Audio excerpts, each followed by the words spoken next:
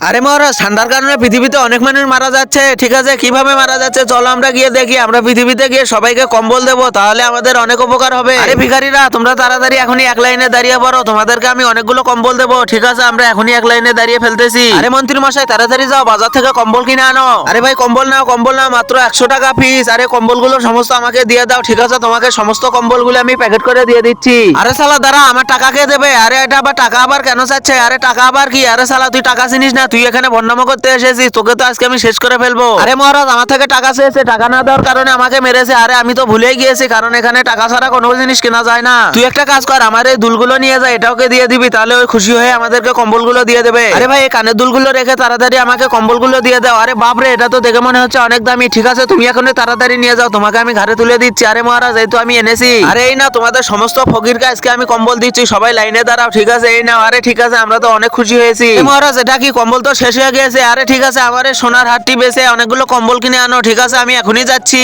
আরে মহারাজ, এই নাও অনেকগুলো কম্বল। ঠিক আছে, এই নাও, তোমারটা নাও। আরে বাবা, তোমারটাও নাও। আরে মন্ত্রী মশাই, এই নাও মুটুকটি, তোমাকে আমি দিয়ে দিচ্ছি, এটা বিক্রি করে অনেকগুলো কম্বল কিনে আনবে। ঠিক আছে, আমি যাচ্ছি। আরে শালা, এটা কি করতেছে? আরে তাড়াতাড়ি আমাদের কম্বলের টাকাগুলো দিয়ে দাও। ঠিক আছে, তোমাদের কম্বলের টাকাগুলো আমি দিয়ে দিচ্ছি। আরে শালা, তার মানে এরা আমাদের থেকে কম্বল নিয়ে এখানে এসে বিক্রি করতেছে। আজকে আমি মহারাজকে সমস্ত ঘটনা খুলে বলবো, তাড়াতাড়ি